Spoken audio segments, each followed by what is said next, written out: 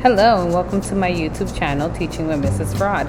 This is a quick tutorial on how to log on to Clever to get to Benchmark app and take your exams.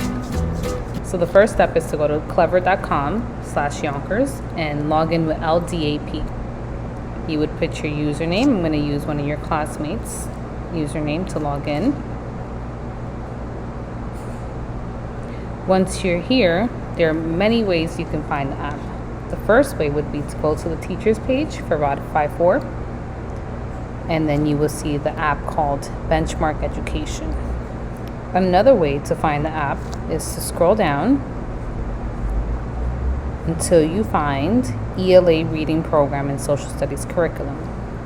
Here you will also find the app called Benchmark Education Company. Click on it and it will take you into your account. Once you're here, the quizzes will be found in Assignments. Click on Assignments. Currently, we're working on Unit 1, Week 1 exam. You would click on it and open the document, and it would take you to the test taker where you have to take your test. Now it's your turn.